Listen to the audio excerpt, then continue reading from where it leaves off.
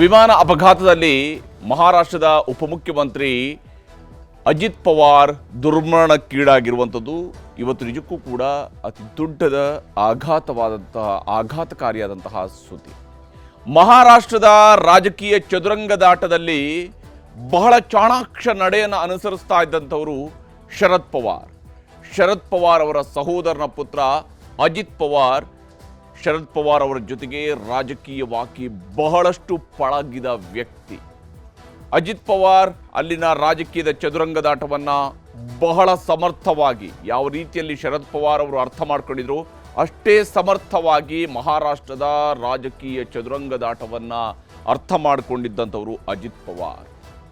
ಅಜಿತ್ ಪವಾರ್ ಶರದ್ ಪವಾರ್ ಅವ್ರನ್ನ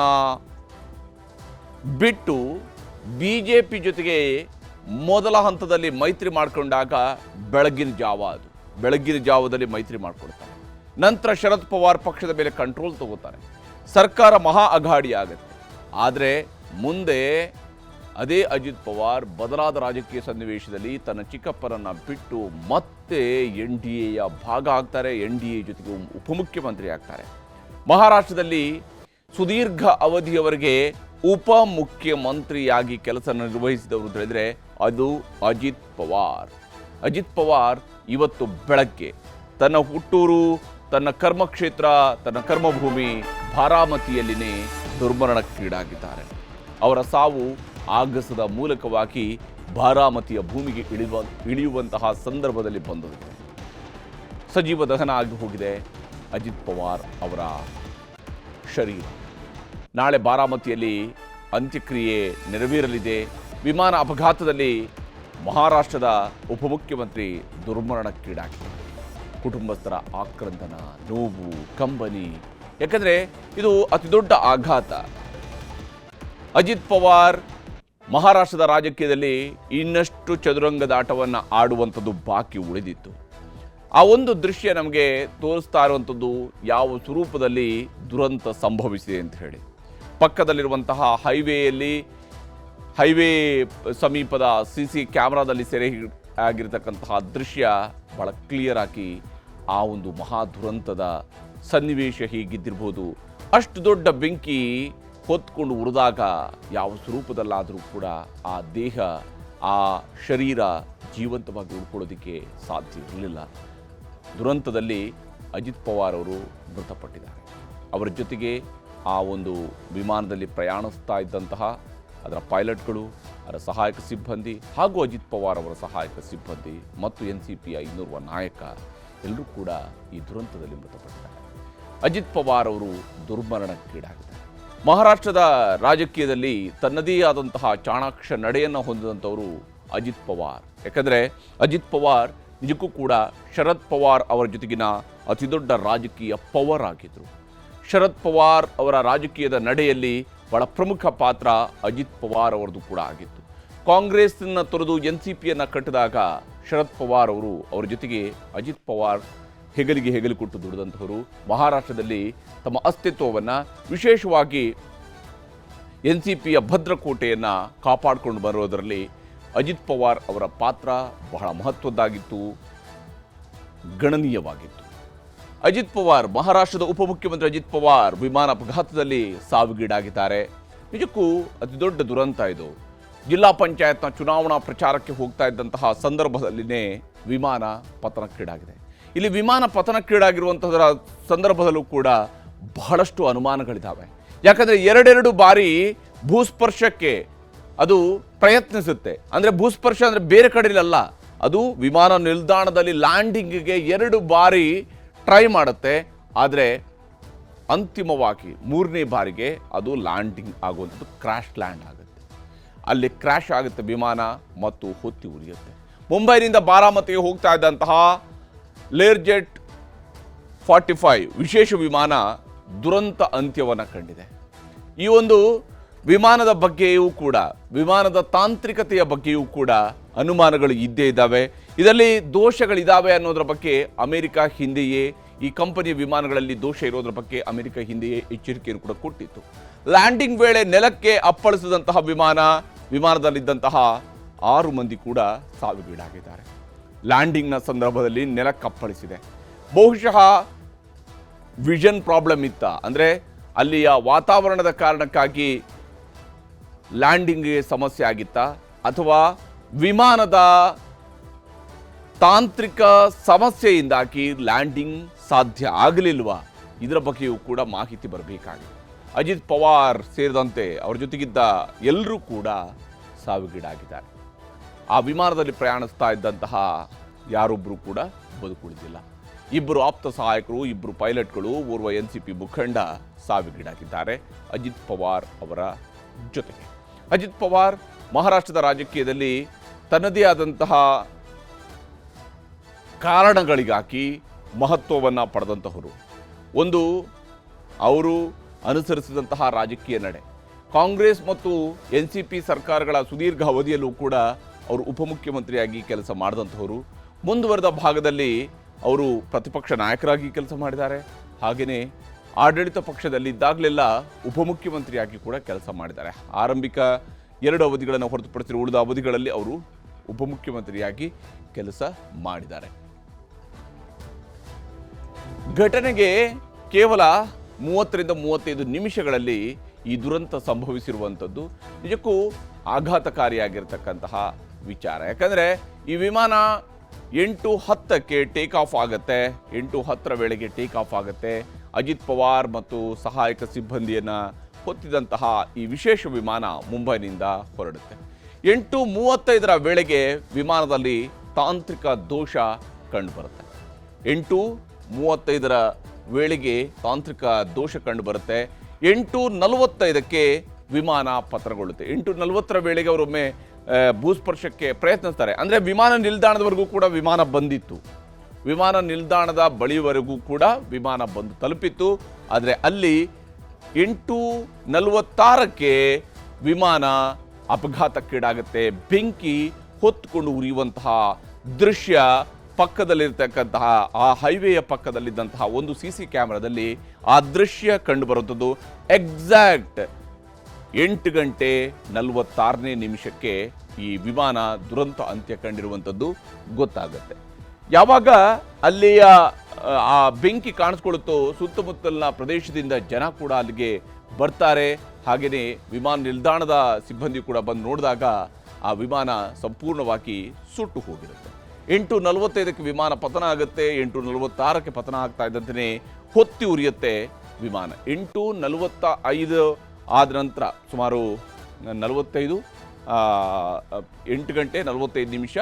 ಸುಮಾರು 55 ಸೆಕೆಂಡಿಂದ 56ನೇ ಸೆಕೆಂಡ್ನ ವೇಳೆಗೆ ಅದು ಭೂಸ್ಪರ್ಶ ಆಗುವ ಸಂದರ್ಭದಲ್ಲಿನೇ ಆ ವಿಮಾನ ದುರಂತ ಅಂತ್ಯಕ್ಕೆ ಈಡಾಗುತ್ತೆ.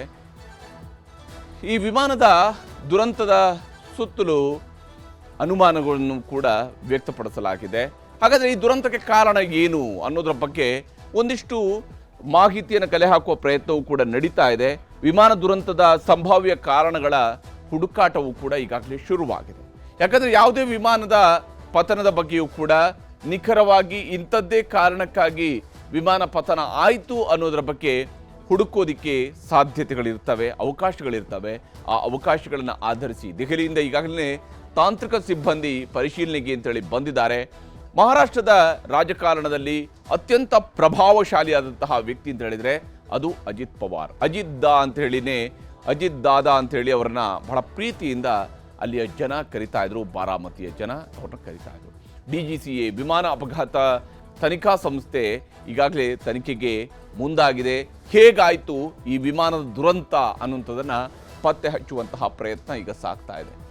ಮೊದಲನೇದಾಗಿ ದಟ್ಟ ಮಂಜಿನ ವಾತಾವರಣ ಈ ಒಂದು ದುರಂತಕ್ಕೆ ಕಾರಣ ಆಯಿತಾ ಅಂತ ಹೇಳಿ. ಅಂದರೆ ಲ್ಯಾಂಡಿಂಗ್ಗೆ ವಿಸಿಬಿಲಿಟಿ, ಆ ಪೈಲಟ್ಗೆ ಸರಿಯಾಗಿ ರನ್ವೇ ಕಾಣದೇ ಇರತಕ್ಕಂತಹ ಸಂದರ್ಭ, ಆ ವಿಸಿಬಿಲಿಟಿಯ ಕೊರತೆಯಿಂದಾಗಿ ಅವರೇನಾದರೂ ಈ ದುರಂತ ಸಂಭವಿಸ್ತಾ, ಆ ಕಾರಣಕ್ಕಾಗಿ ಲ್ಯಾಂಡಿಂಗ್ ಮಾಡೋಕ್ಕೆ ಆಗಲಿಲ್ವಾ ಅಂತೇಳಿ. ಒಂದು ವೇಳೆ ಅದೇ ಹೌದು ಅಂತೇಳಿ ಆದರೆ ಯಾವ ಉದ್ದೇಶಕ್ಕಾಗಿ ಅವರು ಬಾರಾಮತಿಯಲ್ಲಿನೇ ಲ್ಯಾಂಡ್ ಮಾಡೋದಕ್ಕೆ ಹೊರಟರು? ಅವರಿಗೆ ವಿಸಿಬಿಲಿಟಿ ಪ್ರಾಬ್ಲಮ್ ಇದ್ದರೆ ಯಾಕೆ ಅಕ್ಕಪಕ್ಕದ ಪ್ರದೇಶಗಳಲ್ಲಿ ಅದಕ್ಕೆ ನಿಯರ್ ಬೈ ಏರ್ಪೋರ್ಟ್ ಕಡೆಗೆ ಹೋಗುವಷ್ಟು ಯಾಕೆ ಸಾಧ್ಯ ಆಗಲಿಲ್ಲ? ಈ ಅನುಮಾನ ಸಹಜವಾಗಿಯೇ ಇರುವಂಥದ್ದು. ನಿಜಕ್ಕೂ ವಿಸಿಬಿಲಿಟಿಯ ಕಾರಣಕ್ಕಾಗಿ ಅಷ್ಟೇ ವಿಮಾನ ದುರಂತ ಅಂತ್ಯವನ್ನು ಕಂಡಿದ್ಯಾ ಅಂತೇಳಿ. ಎರಡನೇದು ತಾಂತ್ರಿಕ ದೋಷ. ತಾಂತ್ರಿಕ ದೋಷ ಅಂದರೆ ವಿಮಾನ ಲ್ಯಾಂಡ್ ಆಗೋದಕ್ಕಿಂತ ಮುಂಚಿತವಾಗಿಯೇ ATC ಜೊತೆಗಿನ ಸಂಪರ್ಕ ಕಡಿತಗೊಂಡಿತ್ತ ಅಥವಾ ATC ಜೊತೆಗಿನ ಸಂಪರ್ಕದಲ್ಲಿದ್ದಾಗಲೇ ದುರಂತ ಸಂಭವಿಸಿದೆ. ಯಾಕಂದರೆ ಅಲ್ಲಿ ಪೈಲಟ್ ಮೇಡೇ ಘೋಷಣೆ ಮಾಡಿರುವಂಥದ್ದು ಕೂಡ ಗೊತ್ತಾಗುತ್ತೆ. ಅಂದರೆ ಇನ್ಯಾವ ಅವಕಾಶಗಳು ಕೂಡ ಇರೋದಿಲ್ಲ, ವಿಮಾನ ದುರಂತ ಅಂತ್ಯಕ್ಕೆ ಈಡಾಗ್ತಾ ಇರುತ್ತೆ. ಇಂಧನ ಸೋರಿಕೆ ಏನಾದರೂ ವಿಮಾನದಲ್ಲಿ ಆಗಿತ್ತಾ? ಇಂಧನ ಸೋರಿಕೆಯಿಂದಾಗಿ ಇಂಧನ ಇಲ್ಲದೇ ಇದ್ದ ಕಾರಣಕ್ಕಾಗಿ ಅವರು ಅನಿವಾರ್ಯವಾಗಿ ಅಲ್ಲೇ ಇಳಿಸುವಂತಹ ಪ್ರಯತ್ನವನ್ನು ಮಾಡಿದ್ರಾ? ಇದು ಇಲ್ಲಿರುವಂತಹ ಮತ್ತೊಂದು ಅನುಮಾನ. ಇನ್ನು ವಿಮಾನದ ಟೇಕ್ ಆಫ್ಗೂ ಮುನ್ನ ATC ಜೊತೆಗೆ ಈ ವಿಮಾನ ಸಂಪರ್ಕದಲ್ಲಿತ್ತು. ATC ಜೊತೆಗಿನ ಸಂಪರ್ಕದಲ್ಲಿತ್ತು ಮತ್ತು ಸರಿಯಾದಂತಹ ನಿಖರವಾದಂತಹ ವೇಗ, ವಾತಾವರಣದ ನಿಖರತೆ, ಹಾರಾಟಕ್ಕೆ ಗ್ರೀನ್ ಸಿಗ್ನಲ್ ಕೂಡ ಸಿಕ್ಕಿತ್ತು. ಯಾವುದೇ ಪ್ರೈವೇಟ್ ಜೆಟ್ ಆಗಿದ್ರೂ ಕೂಡ ಅದು ATCಯ ನಿರ್ದೇಶನದ ಪ್ರಕಾರವಾಗಿಯೇ ಹಾರಾಟ ನಡೆಸುತ್ತೆ. ಲ್ಯಾಂಡಿಂಗ್ ಸಮಯ ಹತ್ತಿರ ಆಗ್ತಾ ಇದ್ದಂತೆಯೇ ದುರಂತ ಸಂಭವಿಸಿರುವಂಥದ್ದು. ಇದು ಟೇಕ್ ಆಫ್ ಆದ ನಂತರ ಬಹಳ ಆರಾಮಾಗಿ ಬಾರಾಮತಿವರೆಗೂ ಕೂಡ ಬಂದಿದೆ. ಬಾರಾಮತಿ ಏರ್ಪೋರ್ಟ್ ಬಳಿವರೆಗೂ ಕೂಡ ಬಂದಿದೆ. ಏರ್ಪೋರ್ಟ್ಗೆ ಬಂದ ನಂತರ ಆಗಿರುವಂತಹ ಸಮಸ್ಯೆ ಏನು ಅನ್ನುವಂಥದ್ದು ಗೊತ್ತಾಗಬೇಕಾಗಿರುವಂಥದ್ದು. ದುರಂತದ ಕಾರಣಗಳಿಗಾಗಿ ಸಿಬ್ಬಂದಿ ಈಗ ಪರಿಶೀಲನೆಯನ್ನು ನಡೆಸ್ತಾ ಇದ್ದಾರೆ. ಈ ದುರಂತಕ್ಕೆ ಏನು ಕಾರಣ ಅನ್ನುವಂಥದ್ದನ್ನು ಸಿಬ್ಬಂದಿ ಪರಿಶೀಲನೆ ನಡೆಸ್ತಾ ಇದ್ದಾರೆ. ಈ ಕಾರಣಕ್ಕಾಗಿ ವಿಮಾನದ ಬ್ಲ್ಯಾಕ್ ಬಾಕ್ಸ್, ಕಾಕ್ಪಿಟ್ ಆಡಿಯೋ, ಹಾಗೆಯೇ ಕೊನೆ ಸಂಪರ್ಕ, ಮೇಡೇ ಕಾಲ್, ಈ ಎಲ್ಲ ವಿಚಾರಗಳ ಬಗ್ಗೆಯೂ ಕೂಡ ಈಗಾಗಲೇ ಪರಿಶೀಲನೆಯನ್ನು ನಡೆಸಲಾಗ್ತಾ ಇದೆ. ಇದು ಇಲ್ಲಿ ಬಹಳ ಮುಖ್ಯವಾಗಿ ಈ ಒಂದು ವಿಮಾನ ದುರಂತಕ್ಕೆ ಸಂಬಂಧಿಸಿದಂತೆ ನಡೀತಾ ಇರುವಂತಹ ಬೆಳವಣಿಗೆಗಳು. ಬ್ಲ್ಯಾಕ್ ಬಾಕ್ಸ್ ಹಾಗೆಯೇ ಕಾಕ್ಪಿಟ್ನ ಆಡಿಯೋ, ಅಂದರೆ ಈ ವಿಮಾನದಲ್ಲಿದ್ದಂತಹ ಪೈಲಟ್ ATC ಜೊತೆಗೆ ಸಂಪರ್ಕ ಸಾಧಿಸುವಂತಹ ಸಂದರ್ಭದಲ್ಲಿ ಏನಾದರೂ ಮಾತುಕತೆಯನ್ನು ನಡೆಸಿದ್ರಾ ಅನ್ನುವಂತಹ ನಿಟ್ಟಿನಲ್ಲೂ ಕೂಡ ಆಡಿಯೋ ಬಗ್ಗೆ ಪರಿಶೀಲನೆ ನಡೆಸ್ತಾ ಇದೆ. ಕೊನೆಯ ಸಂಪರ್ಕ ಅಂದರೆ ಕಡೆಯದಾಗಿ ಯಾರನ್ನು ಅವರು ಸಂಪರ್ಕಿಸಿದ್ದಾರೆ, ಏನು ಹೇಳಿದ್ದಾರೆ, ಮೇಡೇ ಕಾಲ್ ಬಂದಿರುವಂಥದ್ದು, ಈ ವಿಚಾರಗಳು ಬಗ್ಗೆ ಈಗ ಪರಿಶೀಲನೆ ನಡೆಸ್ತಾ ಇದೆ. ಇವುಗಳ ಬಗ್ಗೆ ಪತ್ತೆ ಹಚ್ಚಲಾಗ್ತಾ ಇದೆ. ಈಗಾಗಲೇ ಕೇಂದ್ರ ವಿಮಾನಯಾನ ಸಚಿವರು ಈ ತನಿಖೆಯ ಬಗ್ಗೆ ಮಾತನಾಡಿದ್ದಾರೆ. ತೋರಿಸ್ತಾರೆ. एक्सीडेंट जो हुआ है उसका जो इन्वेस्टिगेशन उसको भी हमने शुरू कर दिया है. तुरंत DGCA और AIB की टीम भी आई है और जो प्रिलिमिनरी इन्वेस्टिगेशन या प्रिलिमिनरी जो समाचार हमें मिला है उसमें इतनी जानकारी थी कि जब वो लैंड करना चाहते थे सुबह करीब 8:48 AM के आसपास, तो उस समय विजिबिलिटी थोड़ा पुअर था उधर. और जब ATC बारामती से उनका जो कांटेक्ट हो रहा था फ्लाइट के लिए पायलट से, तो ATC वालों ने पूछा कि क्या रनवे साइट में है, तो उनके तरफ से आया कि रनवे साइट में अभी नहीं है. तो उसके बाद उन्होंने एक गो अराउंड भी किया. गो अराउंड करने के बाद फिर से एक बार कोशिश करी कि हमारे ATC से जो बारामती में जो FTO हैंडल्ड ATC है उनसे वार्तालाप चल रही थी. तो उस समय जब दोबारा लैंड करने आए तब भी उनसे पूछा गया था कि विजिबिलिटी है कि नहीं रनवे का. तो उसके बाद पहले तो उनका समाधान नहीं है, फिर उसके बाद आया कि विजिबिलिटी है. तो लैंडिंग क्लियरेंस जैसी ATC ने दिया उसके बाद तुरंत देखा गया कि ये ಇಲ್ಲೇ ಇರುವಂಥದ್ದು ಬಹಳ ಪ್ರಮುಖವಾಗಿರುವಂತಹ ಅನುಮಾನ. ಯಾಕಂದರೆ ವಿಮಾನಯಾನ ಸಚಿವರು ಕೂಡ ಹೇಳ್ತಾ ಇದ್ದಾರೆ, ಮೊದಲ ಹಂತದಲ್ಲಿ ಅಲ್ಲಿ ವಿಸಿಬಿಲಿಟಿ ಇತ್ತು, ಇರಲಿಲ್ಲ ಅನ್ನೋದ್ರ ಬಗ್ಗೆ ಅವ್ರು ಹೇಳ್ತಾರೆ.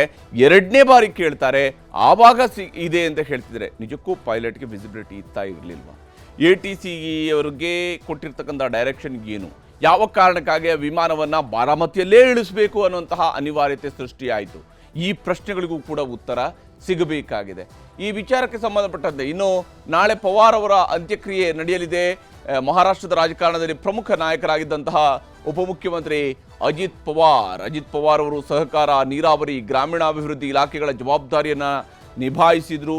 ಅವರು ಅಧಿಕಾರದ ಸುದೀರ್ಘ ಅವಧಿಯಲ್ಲಿ ಮಂತ್ರಿಯಾಗಿ, ಉಪಮುಖ್ಯಮಂತ್ರಿಯಾಗಿ ಕಾರ್ಯನಿರ್ವಹಿಸಿದಂಥವರು ಅಜಿತ್ ಪವಾರ್. ಮಹಾರಾಷ್ಟ್ರ ಸರ್ಕಾರಗಳಲ್ಲಿ ಒಟ್ಟು 6 ಬಾರಿ ಉಪಮುಖ್ಯಮಂತ್ರಿಯಾಗಿ ಅಜಿತ್ ಪವಾರ್ ಅವರು ಕೆಲಸವನ್ನು ಮಾಡಿದ್ದಾರೆ. 6 ಬಾರಿ ಉಪಮುಖ್ಯಮಂತ್ರಿಯಾಗಿದ್ದಾರೆ. ಒಂದು ರೀತಿಯಲ್ಲಿ ಇವರು ಮುಖ್ಯಮಂತ್ರಿ ಆಗುವಂಥದ್ದಕ್ಕೆ ಅವಕಾಶಗಳು ಸಿಗಲಿಲ್ಲ. ಯಾಕಂದರೆ ಅಲ್ಲಿ ಬಿಗ್ ಬ್ರದರ್ ಪಕ್ಷಗಳು ಬೇರೆ ಪಕ್ಷಗಳೇ ಆಗ್ತಾಯಿದ್ವು. ಕಾಂಗ್ರೆಸ್ ಜೊತೆಗಿದ್ದಾಗ ಕಾಂಗ್ರೆಸ್ ಇತ್ತು, BJP ಜೊತೆಗಿದ್ದಾಗ BJP ಇತ್ತು, ಶಿವಸೇನೆ ಜೊತೆಗಿದ್ದಾಗ ಶಿವಸೇನೆ ಇತ್ತು. ಶರದ್ ಪವಾರ್ ವಿರುದ್ಧ ಬಂಡಾಯ ಎದ್ದು ಬೆಂಬಲಿತ ಶಾಸಕರ ಜೊತೆಗೆ NDAಗೆ ಅವರು ಬೆಂಬಲವನ್ನು ಕೊಡ್ತಾರೆ ಅಧಿಕಾರಕ್ಕಾಗಿ ಅಂತ ಹೇಳುವಂಥ ಆರೋಪ ಬರುತ್ತೆ. ಅಷ್ಟೇ ಅಜಿತ್ ಪವಾರ್ ಅವರ ವಿರುದ್ಧಂತಹ ಭ್ರಷ್ಟಾಚಾರದ ಆಪಾದನೆಗಳಿಂದ ತಪ್ಪಿಸ್ಕೊಳ್ಳೋದಕ್ಕಾಗಿ ಅಂತ ಹೇಳುವಂಥ ಆಪಾದನೆಯೂ ಕೂಡ ಅಜಿತ್ ಪವಾರ್ ಅವರ ಬಗ್ಗೆ ಬಂದಿರುತ್ತೆ. ಆದರೆ ಅಜಿತ್ ಪವಾರ್ ಅವರ ನಿಧನದಿಂದಾಗಿ ಇವತ್ತು ಮಹಾರಾಷ್ಟ್ರದಲ್ಲಿ 3 ದಿವಸಗಳ ಶೋಕಾಚರಣೆಗೆ ಸರ್ಕಾರ ಘೋಷಣೆಯನ್ನ ಮಾಡಿದೆ, ಶೋಕಾಚರಣೆಯನ್ನು ನಡೆಸೋದಕ್ಕೆ ಘೋಷಣೆ ಮಾಡಿದೆ. ಎನ್ಸಿಪಿ ನಾಯಕರ ಮನೆಗಳಲ್ಲಿ ಶೋಕ ಮಡುಗಟ್ಟಿದೆ. ಎನ್ಸಿಪಿ ಸಂಸದೆ ಸುಪ್ರಿಯಾ ಸುಳೆ ಅವರು ಹಾಗೆಯೇ ಶರದ್ ಪವಾರ್ ಅವರು ಎಲ್ಲರೂ ಕೂಡ ಕಣ್ಣೀರು ಹಾಕ್ತಾ ಇದ್ದಂತಹ ದೃಶ್ಯವನ್ನು ಕೂಡ ನೋಡ್ತಾ ಇದ್ವಿ. ಈಗಾಗಲೇ ಶರದ್ ಪವಾರ್ ಅವರಿಗೂ ಕೂಡ ಕರೆ ಮಾಡಿರ್ತಕ್ಕಂತಹ ಪ್ರಧಾನಮಂತ್ರಿ ನರೇಂದ್ರ ಮೋದಿ ಅವರು ಸಾಂತ್ವನ ಹೇಳಿದ್ದಾರೆ. ಅವರು ರಾಜಕೀಯವಾಗಿ ದೂರ ಆಗಿದ್ರೂ ಕೂಡ ಮನೆ ಒಗ್ಗೂಡಿಯೇ ಇತ್ತು, ಅವರ ನಡುವೆ ಒಡಕು ಇರಲಿಲ್ಲ. ಅವರ ಮನೆಯ ಒಳಗಡೆ ಒಡಕು ಇರಲಿಲ್ಲ, ರಾಜಕೀಯವಾಗಿ ಒಡಕು ಇತ್ತು, ಎದುರಾಬದ್ರ ಇದ್ದರು, ಆದರೆ ಮನೆ ಒಗ್ಗೂಡಿಯೇ ಇತ್ತು. ರಾಜಕೀಯ ಗಣ್ಯರ ಕಂಬನಿಯೂ ಕೂಡ, ಯಾಕಂದರೆ ಅಜಿತ್ ಪವಾರ್ ನಿಧನದ ಬಗ್ಗೆ ಪ್ರಧಾನಿ ಮೋದಿ, ಅಮಿತ್ ಶಾ ಎಲ್ಲರೂ ಕೂಡ ಸಂತಾಪ ಸೂಚಿಸಿದ್ದಾರೆ. ಶರದ್ ಪವಾರ್ ಅವರ ಜೊತೆಗೆ ಮಾತನಾಡಿ ಧೈರ್ಯ ತುಂಬುವಂತಹ ಕೆಲಸವನ್ನು ಪ್ರಧಾನಮಂತ್ರಿ ನರೇಂದ್ರ ಮೋದಿ ಅವರು ಮಾಡಿದ್ದಾರೆ. ಕಾಂಗ್ರೆಸ್ ನಾಯಕರಾದ ಮಲ್ಲಿಕಾರ್ಜುನ ಖರ್ಗೆ, ರಾಹುಲ್ ಗಾಂಧಿ, ಪ್ರಿಯಾಂಕಾ ಗಾಂಧಿ ಕೂಡ ಸಂತಾಪ ಸೂಚಿಸಿದ್ದಾರೆ ಅಜಿತ್ ಅವರ ನಿಧನಕ್ಕೆ. ಮಹಾರಾಷ್ಟ್ರ ಅಷ್ಟೇ ಅಲ್ಲದೆ ಇಡೀ ದೇಶಕ್ಕೆ ಮಾದರಿಯಾದಂತಹ ರಾಜಕಾರಣಿ ಅಂತ ಹೇಳಿ ಅಜಿತ್ ಪವಾರ್ ಅವರ ಬಗ್ಗೆ ಶ್ಲಾಘನೆಯೂ ಕೂಡ ವ್ಯಕ್ತವಾಗ್ತಾ ಇದೆ. ಸಂಸತ್ ಕಲಾಪ, ರಾಜ್ಯದ ವಿಧಾನಸಭೆ ಕಲಾಪಗಳಲ್ಲೂ ಕೂಡ ನಾಯಕರುಗಳು ಅಜಿತ್ ಪವಾರ್ ಅವರ ನಿಧನಕ್ಕೆ ಸಂತಾಪ ಸೂಚಿಸಿದ್ದಾರೆ. ಇಲ್ಲಿ ನಾಯಕರುಗಳ ಮಾತುಗಳನ್ನು ತೋರಿಸ್ತಾರೆ. आज क्या दिन हमारे लिए एक बड़ा दुख लेकर भी आया है। आज सुबह ही महाराष्ट्र में दुखद विमान दुर्घटना हुई है। इस दुर्घटना ने महाराष्ट्र के उप मुख्यमंत्री अजित पवार जी और कुछ साथियों को हमसे छीन लिया है। अजित दादा ने महाराष्ट्र और देश के विकास में अपना बड़ा योगदान दिया है। विशेष रूप से गांवों के जीवन को बेहतर बनाने के लिए उन्होंने हमेशा आगे बढ़कर काम किया। मैं अजीत पवार जी के परिवार के प्रति संवेदना व्यक्त करता हूं। जिन साथियों को हमने इस हादसे में खोया है, इस पीड़ा की घड़ी में हम सभी उनके परिजनों के साथ हैं। ಇದರ ಮಧ್ಯೆ ಪಶ್ಚಿಮ ಬಂಗಾಳದ ಮುಖ್ಯಮಂತ್ರಿ ಮಮತಾ ಬ್ಯಾನರ್ಜಿ ಅವರು ಅನುಮಾನವನ್ನ ವ್ಯಕ್ತಪಡಿಸಿದ್ದಾರೆ. ಪತನವೋ ಪಿತೂರಿಯೋ ಅನ್ನುವಂತಹ ಪ್ರಶ್ನೆಯನ್ನು ಎತ್ತಿದ್ದಾರೆ. ಅಜಿತ್ ಪವಾರ್ ವಿಮಾನ ಪತನದ ಬಗ್ಗೆ ಪಶ್ಚಿಮ ಬಂಗಾಳದ ಮುಖ್ಯಮಂತ್ರಿ ಮಮತಾ ಬ್ಯಾನರ್ಜಿ ಅವರು ಅನುಮಾನವನ್ನ ವ್ಯಕ್ತಪಡಿಸಿದ್ದಾರೆ. ದೇಶದಲ್ಲಿ ರಾಜಕಾರಣಿಗಳಿಗೆ ಭದ್ರತೆ ಮತ್ತು ಸುರಕ್ಷತೆ ಇಲ್ಲವಾಗಿದೆ ಅಂತ ಮಮತಾ ಬ್ಯಾನರ್ಜಿ ಅವರು ಹೇಳಿದ್ದಾರೆ. NDA ಮೈತ್ರಿಕೂಟದಿಂದ ಹೊರಗೆ ಬರೋದಕ್ಕೆ ಅಜಿತ್ ಮುಂದಾಗಿದ್ರು, ಅಂದರೆ ಈ ದುರಂತ ಇದು ಪಿತೂರಿ ಅನ್ನುವಂತಹ ರೀತಿಯಲ್ಲಿ ಮಮತಾ ಬ್ಯಾನರ್ಜಿ ಹೇಳಿದ್ದಾರೆ. ಮೈತ್ರಿಕೂಟ ಬಿಡುವ ಚರ್ಚೆಗಳ ದಿನವೇ ದುರಂತ ಆಗಿರುವಂಥದ್ದು ಅನುಮಾನವನ್ನು ಹುಟ್ಟಿಸಿದೆ ಅಂತ ಹೇಳಿ ಅಜಿತ್ ಪವಾರ್ ಅವರ ಸಾವಿನ ಬಗ್ಗೆ ಮಮತಾ ಬ್ಯಾನರ್ಜಿ ಅವರು ಮಾತನಾಡಿದ್ದಾರೆ. ಸುಪ್ರೀಂ ಕೋರ್ಟ್ ಮಾರ್ಗದರ್ಶನದಲ್ಲಿ ಪಾರದರ್ಶಕ ತನಿಖೆಗೆ ಮಮತಾ ಬ್ಯಾನರ್ಜಿ ಅವರು ಒತ್ತಾಯಿಸಿದ್ದಾರೆ. ಇದು ಬೇರೆ ಯಾವುದೇ ತನಿಖಾ ಏಜೆನ್ಸಿಗಳ ಮೂಲಕವಾಗಿಯೂ ಕೂಡ ಅಲ್ಲ, ಸುಪ್ರೀಂ ಕೋರ್ಟ್ನ ನ್ಯಾಯಮೂರ್ತಿಯವರ ಮಾರ್ಗದರ್ಶನದಲ್ಲಿನೇ ಪಾರದರ್ಶಕ ತನಿಖೆ ಆಗಬೇಕು ಅಂತ ಹೇಳಿ ಮಮತಾ ಬ್ಯಾನರ್ಜಿ ಅವರು ಆಗ್ರಹಿಸಿದ್ದಾರೆ. ಮಮತಾ ಅವರ ಮಾತನ್ನು ತೋರಿಸಿದ್ದಾರೆ. Message of Ajit Pawar, Deputy Chief Minister. He died today morning in a plane crash. I'm really shocked to see the news. There is no safety and security of the people of this country.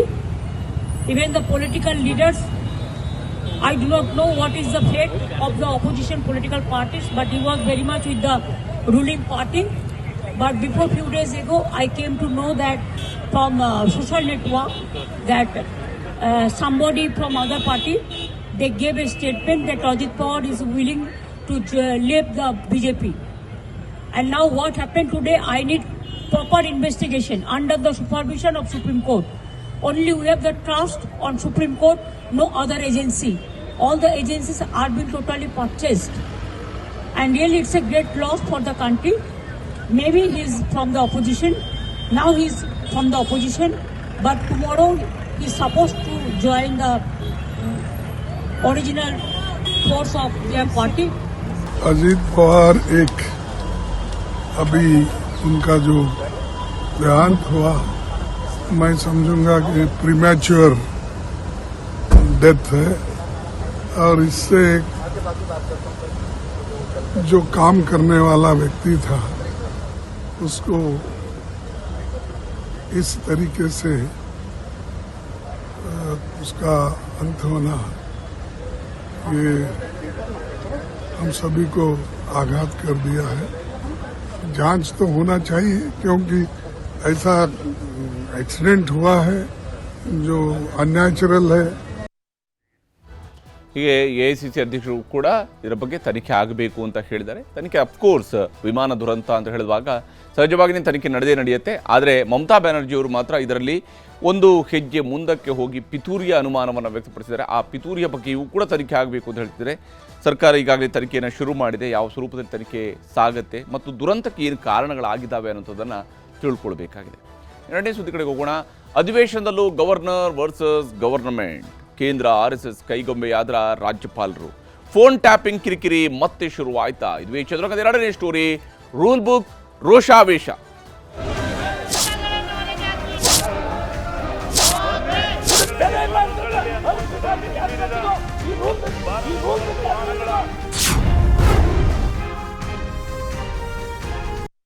ಛಲವಾದಿ ನಾರಾಯಣಸ್ವಾಮಿಯವರ ರೋಷಾವೇಶಕ್ಕೆ ವಿಧಾನ ಪರಿಷತ್ನ rule book ಚಿಂದಿ ಚಿತ್ರಾನ್ನ ಆಗಿದೆ. ಅದನ್ನು ಹರಿದು ಬಿಸಾಕಿದ್ದಾರೆ.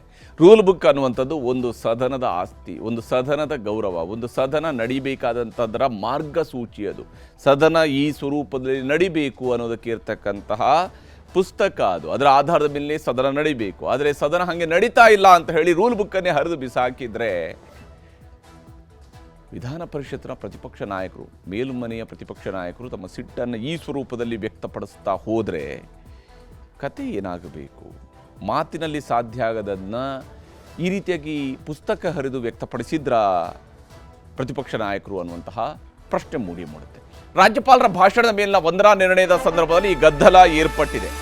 ವಿಧಾನಸಭೆ ವಿಧಾನ ಪರಿಷತ್ಗಳಲ್ಲಿ ಕೈ ಮತ್ತು ಕಮಲ ಶಾಸಕರ ನಡುವೆ ಬಹಳ ಜಿದ್ದಾಜಿದ್ದಿಯ ಮಾತುಗಳು ಬಂದಿದ್ದಾವೆ.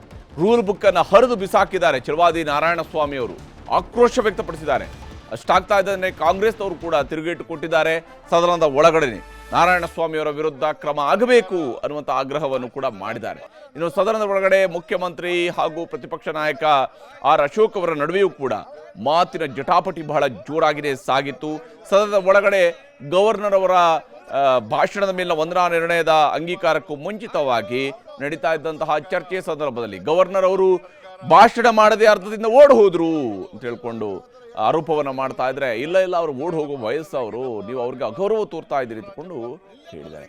ರೂಲ್ ಬುಕ್ನ ರೋಷಾವೇಶ ಹೇಗೆಲ್ಲ ಸಾಗಿತ್ತು ಅನ್ನೋದನ್ನು ನಿಮಗೆ ಮೊದಲಿಗೆ ಹೇಳ್ತೀನಿ. ಬಹಳ ಮುಖ್ಯವಾಗಿ ನೋಡಿ, ನಾರಾಯಣಸ್ವಾಮಿ ಅವರು ಯಾವ ಸ್ವರೂಪದಲ್ಲಿ ರೂಲ್ ಬುಕ್ಕನ್ನು ಹರಿದು ಬಿಸಾಕಿದ್ದಾರೆ ಅಂತ ಹೇಳಿದ್ರೆ ಅದನ್ನು ಕಿತ್ತು ಬಿಸಾಕಿದ್ದಾರೆ. ಇದು ಯಾಕಿರೋದು ಅಂತ ಹೇಳ್ಕೊಂಡು ಕಿತ್ತು ಬಿಸಾಕಿದ್ದಾರೆ.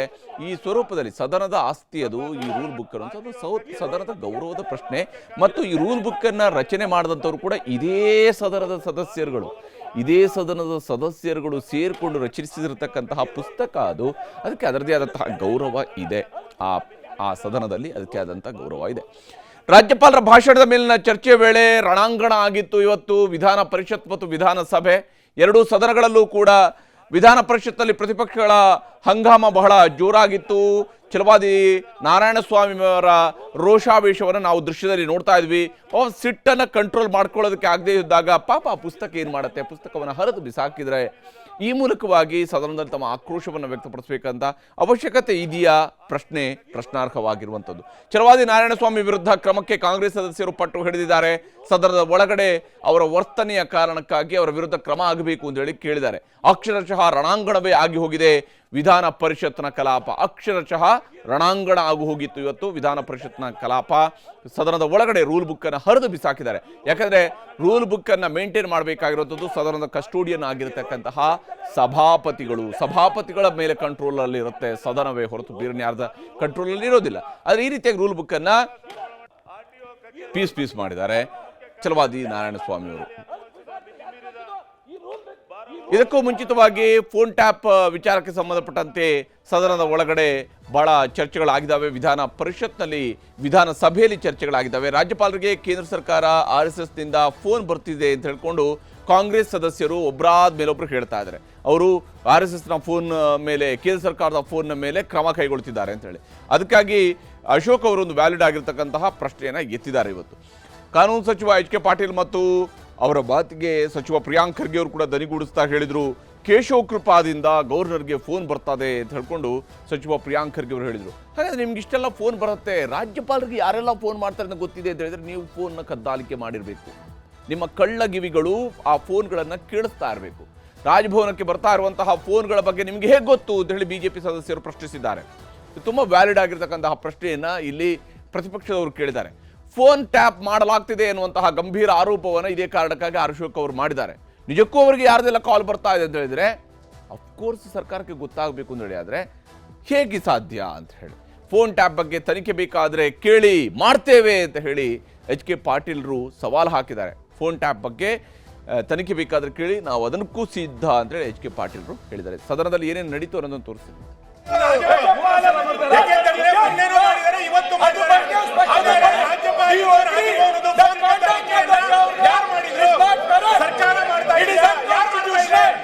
ಇವರಿಗೆ ಡೆಲ್ಲಿಯಿಂದ ರಾಜಭವನಕ್ಕೆ ಫೋನ್ ಬರ್ತಾ ಇದೆ ಅಂತ ಅಧಿಕೃತವಾಗಿ ಹೇಳ್ತಾ ಇದ್ದಾರೆ ಅಂತಂದ್ರೆ ಯಾರು ಫೋನ್ ಕದ್ದಲಿಕೆಯನ್ನು ಮಾಡಿದ್ದು? ಪದೇ ಸದನದಲ್ಲಿ ಹೇಳಿರೋದು, ಪದೇ ಸದನದಲ್ಲಿ ಹೇಳಿರೋದು. ಹಾಗಾದ್ರೆ ಫೋನ್ ಕದ್ದಲಿಕೆ ನಡೀತಾ ಇಲ್ಲ. ಇಂಥ ಸರ್ಕಾರ ಪರೀಕ್ಷೆ ಮಾಡಿದ್ರೆ ರಾಜ್ಯಭವನದ ಫೋನ್ ಕದ್ದಲಿಕೆಯನ್ನು ಮಾಡುವಷ್ಟರ ಮಟ್ಟಿಗೆ ನಿಕೃಷ್ಟ ಸ್ಥಿತಿಗೆ ಸರ್ಕಾರ ಇಳಿದಿದೆ ಇವತ್ತು. ಈ ಸ್ಥಿತಿ ಬರಬಾರ್ದಿತ್ತು ಈ ಸರ್ಕಾರಕ್ಕೆ. ಡೆಲ್ಲಿಯಿಂದ ಫೋನ್ ಬರ್ತಾ ಇದೆ ಅಂತ ಹೇಳಿ ಹೆಂಗೆ ಕಾನೂನು ಸಚಿವರು ಸದನದಲ್ಲಿ ಒಪ್ಕೊಳ್ತಾರೆ? ಮೊನ್ನೆ ಹೇಳಿದ್ರು, ಇವತ್ತು ಹೇಳಿದ್ರು. ಯಾರು ಅಧಿಕೃತ ದಾಖಲೆ ಬಿಡುಗಡೆ ಮಾಡಿ ಕೇಶವ್ ಕೃಪೆಯಿಂದನೂ ಫೋನ್ ಹೋಗುತ್ತೆ. ಕೇಶವ್ ಕೃಪೆ ನಿಮಗೆ ಇಟಾಲಿಯಿಂದ ಫೋನ್ ಬರುತ್ತೆ. ಅದಕ್ಕೆ